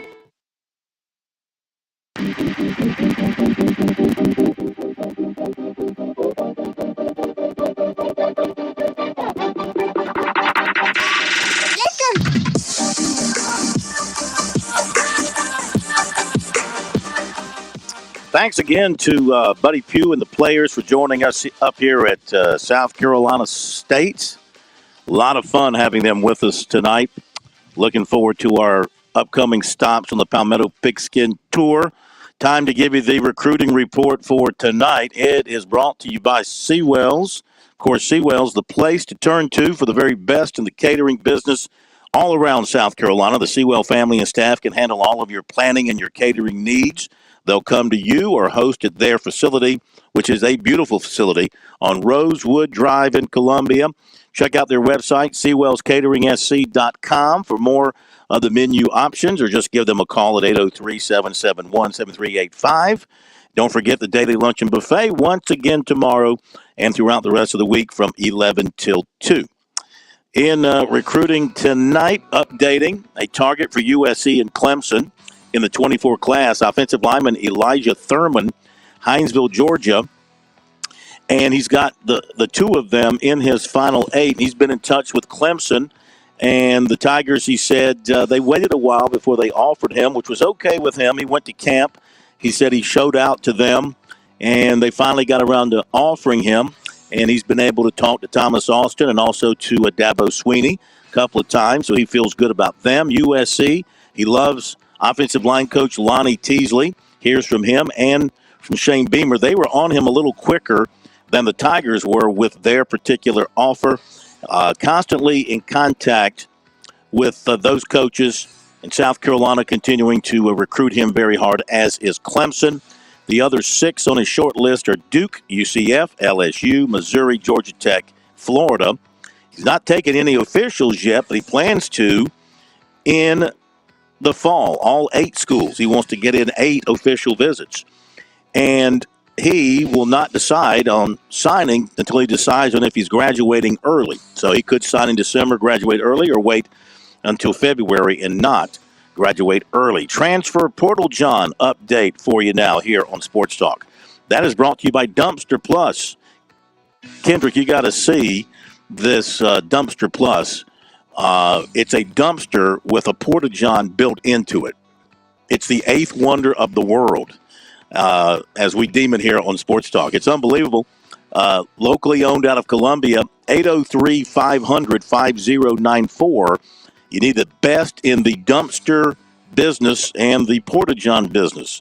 That would be Dumpster Plus right there in Columbia. So check it out, our website. Click on their digital ad on our website on the right side, take you right to their website, their information. So big news, the NCAA turned down 2 waivers today, significant transfer waiver requests. Wide receiver Tez Walker going to North Carolina. They say, no, you're not playing this year. And Florida State defensive tackle Darrell Jackson were both denied from their transfer waiver request to the NCAA, something the NCAA has not done a lot of. But the problem is, I think in both cases, second transfers. And the NCAA put in a rule that says you can't transfer twice without sitting out a year. In Walker's case, he said he had already transferred before they put the rule in. Yeah, what, 2 and days I think before? he's going to appeal it. Yeah, I think he's going to appeal it. He might have an argument there. They've officially appealed it. UNC released a statement, and just a little more clarity. He never did play a game. The first school he went to out of college, he was originally going to go to East Tennessee State, tore his ACL. His enrollment was deferred. He then went to North Carolina Central in 2020, but both their fall and spring seasons were canceled because of COVID. He then transferred to Kent State. So he never actually suited up for the first team he played for. All right, so there you go with the Portal John report, transfer Portal John report here on Sports Talk, brought to you by Dumpster Plus. Today over at USC, we had a chance to talk to 3 offensive players who came into the media area there. There's a defensive meeting room they use for media interviews over at the football facility. One of those to Carrion Joyner. Thought it was very interesting that he was one of the players they brought in, and that it's important that we hear from him since he's making the move to a new position. You know, he's been a quarterback, he's been a wide receiver.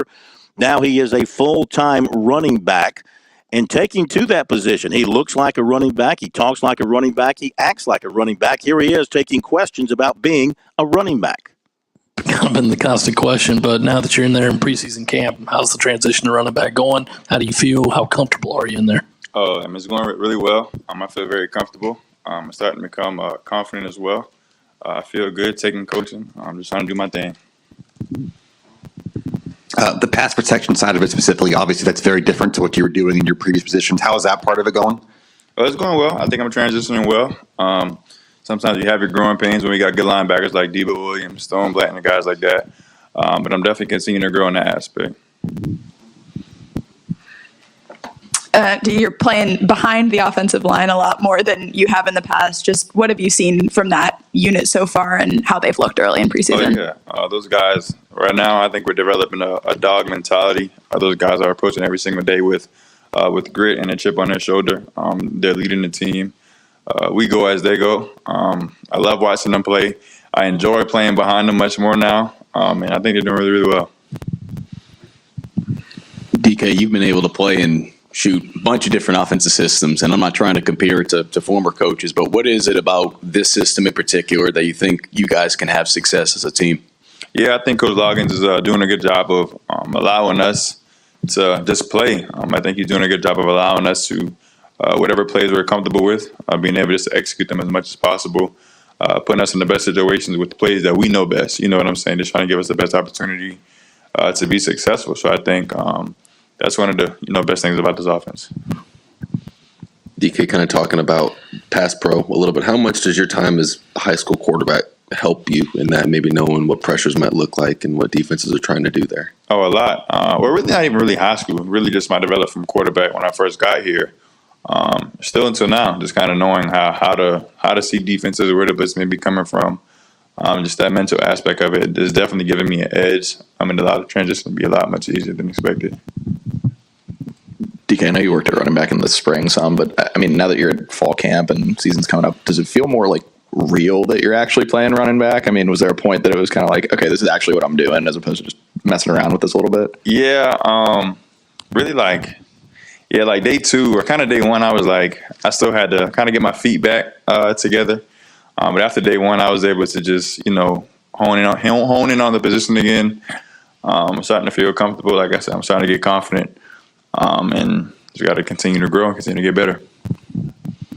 Now that you're lining up right alongside Spencer, do you find your relationship with him getting any closer or changing at all, or about the same as it was last year? We've always been kind of close, but definitely more closer now.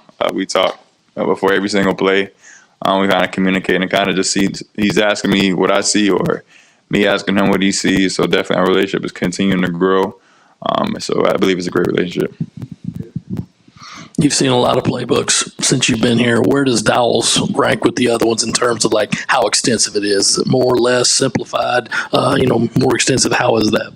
Honestly, they all have those. They all have those, like, their pros and I wouldn't say cons, but as a player, you have your offenses that you like more because sometimes they may have more simpler verbiage. But Coach Logan's doing a good job of allowing us to just play fast, not be simple, just kind of play fast, simplifying things for us, allowing us to be the best version of ourselves.